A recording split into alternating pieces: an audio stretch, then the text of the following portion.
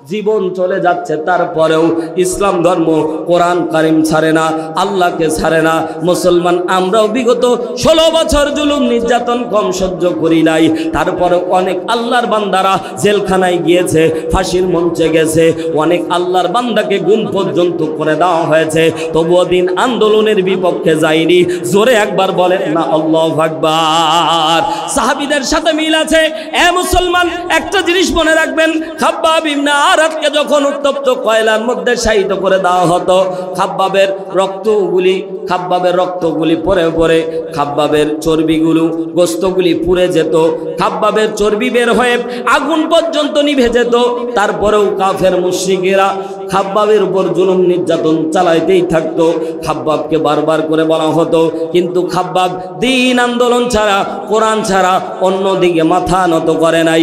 শেষ পর্যন্ত খাব্বাবকে তার মুনিবের কাছ থেকে আজাদ করে দেওয়া হলো। খাব্বাবের আর বাকি জিন্দেগিগুলোতে খেয়াল করে দেখতো সাহাবীরা, খাব্বাবের পুরা শরীরের মধ্যে ছোট ছোট ছিদ্র ছিল, পুরা গোস্তগুলি যেন নাই হয়ে গিয়েছিল। আল্লাহ রাব্বুল আলামিন বোঝাচ্ছেন, খাব্বাব রে, কোরআনের জন্য, ইসলামের জন্য তোমার অকাতরে তোমার রক্তগুলিকে জমিনের মধ্যে তুমি ফেলে দিয়েছিলা, তবুও বাতিলের কাছে মাথা নত করো নাই। আল্লাহ খাব্বাবের ঈমানটা এত পরিমাণে বাড়িয়ে দিয়েছিল। আল্লাহ রাব্বুল আলামিন বলেন, আমার 8টা জান্নাত যেন খাব্বাব যেদিন মৃত্যুবরণ করে, আমার 8টা জান্নাত হাতছানি দিয়ে দিয়ে খাব্বাবকে ডাকতেছিল। জোরে বলেন আল্লাহু আকবার। মুসলমান, আপনাদেরকে বোঝাতে যাচ্ছিলাম, আল্লাহ রাব্বুল আলামিন বিশ্ব নবীকে যদি ক্ষমতা দান করে দিত, তাহলে দিন আন্দোলনের কর্মীরা পথ খুঁজে পেত না। কথা জোরে বলেন ঠিক কি না? এই জন্য আল্লাহ রাব্বুল আলামিন বিশ্ব নবীকে মক্কার মধ্যে, রাষ্ট্র ক্ষমতার মধ্যে আল্লাহ রাব্বুল আলামিন বসায় নাই। বিশ্ব নবীকে জুলুম নির্যাতন করে শেষ পর্যন্ত হিজরত করা মদিনায় চলে গিয়েছিল। অনেক সাহাবীরা হিজরত করে হাবশায় চলে গিয়েছিল, অনেক সাহাবী হিজরত করে সিরিয়ায় চলে গিয়েছিল। আল্লাহ রাব্বুল আলামিন বলছে, দ্বীনের জন্য হিজরত পর্যন্ত করা লাগবে, দ্বীনের জন্য বাড়ি থেকে বের হওয়া লাগবে, দ্বীনের জন্য ঠান্ডার রাতে থাকতে পারবা না, দ্বীনের জন্য বের হওয়া লাগবে। জোরে একবার বলেন না আল্লাহু আকবার। আল্লাহ ওই দ্বীনের দাওয়াত দিয়ে বলেন, শারা'a লাকুম মিনাদ-দ্বীন। জোরে বলেন না আল্লাহু আকবার। 2 হাত আকাশের দিকে উঁচু করে বলেন আল্লাহু আকবার। আল্লাহ রাব্বুল আলামিন বলেন, হাবিব, শারা'a লাকুম মিনাদ-দ্বীন, ওই জীবন ব্যবস্থা তোমার উপর আমি আল্লাহ দান করেছি। মা ওয়াসা বিহি নূহা, যেই জীবন ব্যবস্থা আমি নূহ আলাইহিস সালাতু ওয়াস সালামকে দান করেছি। ওয়াল্লাযী আওহায়না, এটাই তোমার উপরে সাবেত চূড়ান্ত, আমি আল্লাহর পক্ষ থেকে যে বিধিবিধান আপনাকে দান করেছি। আল্লাহ রাব্বুল আলামিন বলছেন, হাবিব, ঘাবড়ে যাবেন না, দিন পাওয়ার পরে আপনার উপর জুলুম নির্যাতন আসবে।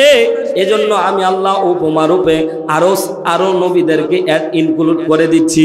ওয়ামা ওয়াসাইনা বিহি ইব্রাহিমা, আমি এই জীবন ব্যবস্থা দিয়েছিলাম ইব্রাহিমকে, ওয়া মুসাকে, ওয়া ঈসাকে, আন আকিমুদ্দিন, আমার দ্বীনকে কায়েম করে দাও। ওয়ালা তাতাফাররাকু ফি, মতপার্থক্য করা চলবে না। দাড়ি উঁচু হবে কি লম্বা হবে, খাটো হবে কি কেটে ফেলা হবে, এই নিয়ে মতপার্থক্য থাকতে পারে। টুপির ঝুল নিয়ে মতপার্থক্য থাকতে পারে, টুপির লম্বা নিয়ে মতপার্থক্য থাকতে পারে, পাঞ্জাবের ঝুল নিয়ে মতপার্থক্য থাকতে পারে। আমিন জোরে বলবেন, নাচতে বলবেন, মতপার্থক্য থাকতে পারে। আপনি টাকনুর নিচে কাপড় পরিধান করবেন না, আপনি পায়ের সাথে পা মিলিয়ে দাঁড়াবেন কিনা, মতপার্থক্য থাকতে পারে। জোরে আমিন কিংবা আস্তে আমিন বলবেন, মতপার্থক্য থাকতে পারে। আল্লাহ বলছে, বান্দা এক জায়গায় মতপার্থক্য করা যাবে না। আন আকিমুদ্দিন ওয়ালা তাতাফাররাকু ফি, এই জায়গায় কোনো মুসলমান মতপার্থক্য করতে পারে না। কথা বলেন ঠিক কি না? জোরে কথা বলেন ঠিক কি না? আমরা মতপার্থক্য করি, মুসলমান ভাইরা আমার দল আলাদা করে দেই। আল্লাহ রাব্বুল আলামিন বলছেন, জীবন ব্যবস্থা শুধুমাত্র আমারটাই চলবে। জোরে বলেন কার? আল্লাহ 5 জন পয়গম্বরের নাম উল্লেখ করে আল্লাহ রাব্বুল আলামিন ডাকতে বলছেন পয়গম্বর। আমি 5 জন পয়গম্বরের নাম উল্লেখ করলাম। তাফসীর আশুর, আল্লামা ইবনে আশুর রাহমাতুল্লাহ আলাইহি, তিনি তার তাফসীর গ্রন্থের মধ্যে লেখে, পাঁচজন পয়গম্বরের নাম বলা অর্থ হলো আল্লাহ রাব্বুল আলামিন পাঁচজন পয়গম্বরকে উলিল আজম পয়গম্বর বলেছে। জোরে বলেন আল্লাহু আকবার। সূরা আহজাব 7 নম্বর আয়াত আল্লাহ রাব্বুল আলামিন ওই আয়াতে কারিমার ভিতরে পাঁচজন পয়গম্বরের নাম উল্লেখ করেছে। সময় নাই মুসলমান, বিস্তারিত বলা যাবে না, সংক্ষিপ্ত আকারে মূল আলোচ্য বিষয়বস্তুর দিকে আপনাদেরকে নিয়ে যাই। আল্লাহ পাঁচজন পয়গম্বরের কথা বললেন। পাঁচজন পয়গম্বর দিনের জন্য জুলুম নির্যাতনের শিকার হয়েছিলেন। কথা জোরে বলেন ঠিক না বেঠিক? দিনের জন্য জীবন পর্যন্ত ওয়াকাতরে বিলীন করে দিয়েছিল। হযরতে মূসার কোনো অপরাধ ছিল না, তারপরেও তাকে দেশ ছাড়া লেগেছিল, তারপরেও তার জীবন নিয়ে জীবনকে ছিনিমিনি খাওয়া হয়েছিল। তার জীবন নেওয়ার জন্য 3 লক্ষ সেনাবাহিনী মোতায়েন করে হযরতে মূসাকে মেরে ফেলার চক্রান্ত করা হয়েছিল, কিন্তু আমার আল্লাহ নবী মূসাকে রক্ষা করেছে।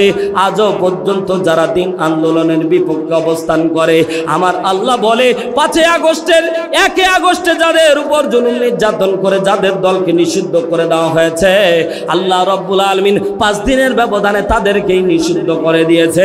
কথা জোরে বলেন ঠিক না বেঠিক? মুমিন তো কখনো মাথা নত করে না, আসুক না যত বাধা বিপদ। কথা বলেন ঠিক কি না? মুমিন তো কখনো মাথা নত করে না, আসুক না যত বাধা বিপদ, আসুক না যত ঝড় যতই বিপদ, চলতে হবেই সে তো নিয়েছি শপথ। শপথের কর্মীরা কথা বলেন ঠিক না বেঠিক? আসুক না যত ঝড় যতই বিপদ, চলতে হবেই সে তো নিয়েছি শপথ। চাই না এ দুনিয়ার সব সুখ সম্ভার, চাই শুধু জান্নাত পরপারে। মুমিন তো কখনো মাথা নত করে না, আসুক না যত বাধা বিপদ। মুসলমান ভাইরা আমার, আল্লাহর কোরআনের জন্য, দিন আন্দোলনের জন্য, জীবন ব্যবস্থা কোরআনকে মানার জন্য যদি বদরের মতো আবারও ডাক আসে, কে কে যেতে রাজি আছি? 2 হাত তুলে আমার আল্লাহকে দেখায়।